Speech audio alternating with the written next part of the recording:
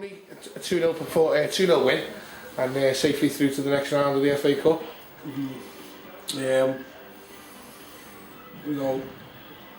It's just another professional performance from us, isn't it? Obviously, last Monday it was really tough. Prescott had a very good side, and it was a really tough game, and it was a massive effort from the players.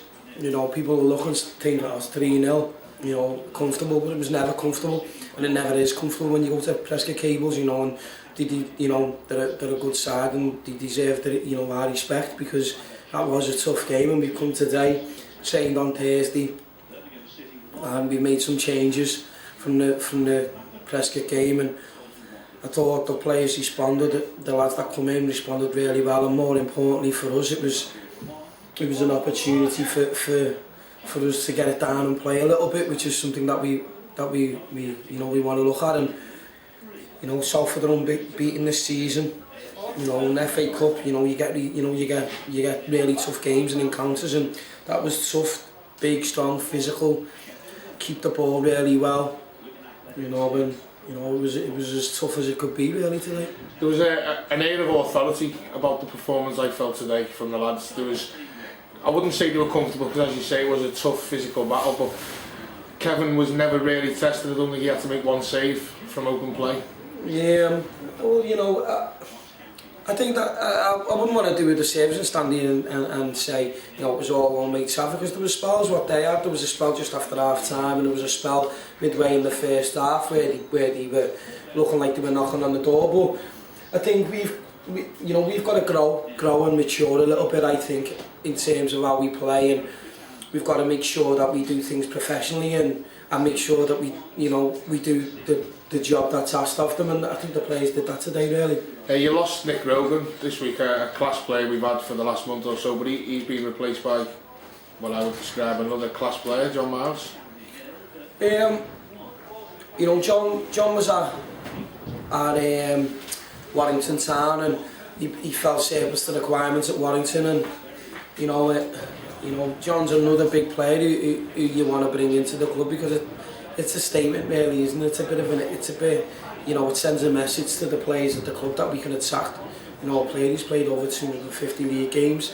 It's been a long time since Cammell Laird could attack players like that, and it's not, he's not coming here to play, because my relationship with him, because I know him, but I don't really know him that well. He's come because what we've achieved in the past 18 months, and then when you can do that, players like John Miles will want to come. And I was speaking to John as we were walking out in the second half, and I asked him how he felt, and he said it's brilliant. Really enjoying it. So there'll be days when it's he's not going to enjoy it, but today he give us that added dimension, that little bit of extra that I think you need at this level. I think you need somebody who can open a door. You need somebody who's comfortable and confident on the ball, and it makes the other players want to play as well. Talking about people who are confident and open doors, Jamie Enders, there's a rumour going around that he could be rejoining the squad. Any truth in that? Jamie's a free agent at the moment, and a lot of things have been said about Jamie when he left, and my relationship with Jamie, and people saying because I've known Jamie outside of football practically all my adult life, and a lot of people have said it's a personality clash, and I was disappointed really when people were saying it was a personality clash, because at the end of the day, whether or not I like somebody has got nothing to do with whether or not they're good for Cammell Laird Football Club. I think sometimes you've got to put aside if there is any differences, because I'm not saying that there is, I'm not saying that he's got no respect for me or the club, because he quite clearly has. He was devastated not being here, and it was hurtful for him, especially going into another dressing room, because it didn't feel the same for him, and he's made the step in the right direction, I think, in terms of Jamie Enders, and he's going to train with us, and we're going to with a view to him coming back.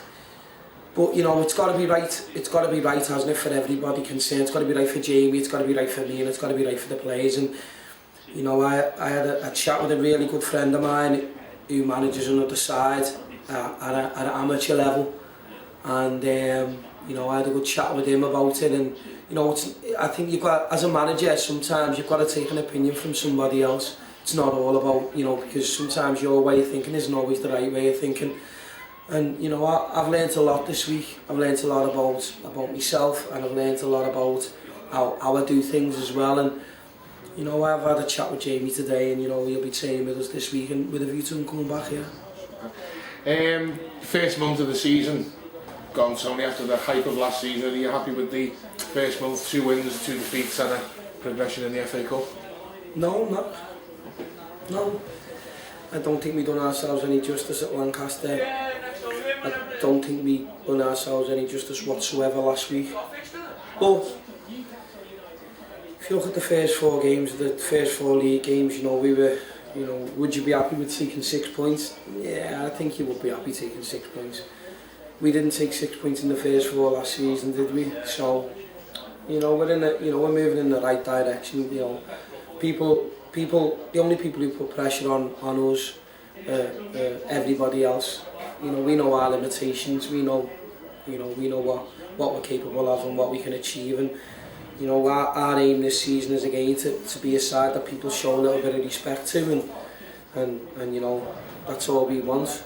We're 3 years away from a title challenge.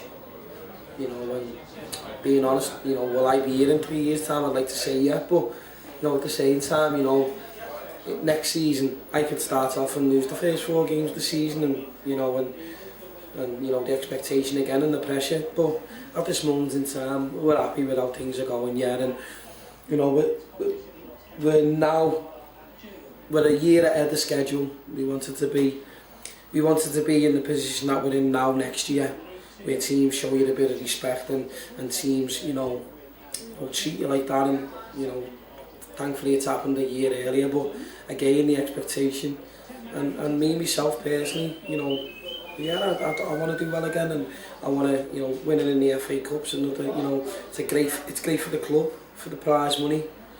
You know, and we've got a tough fixture away, and we've got to go away, and hopefully we can get through that, and then, you know, hopefully get another big draw and get some on here and get some bums on seats. 2-3 years away from where you want to be, the plan that you've got. Yeah. Doesn't take 2 or 3 years of planning or hard work to get a little bit of luck in the cup. How far would you like to go in this competition, Tony? It'd be nice to see us on a highlights programme first round. That'd be unbelievable. But you know, that's many moons away.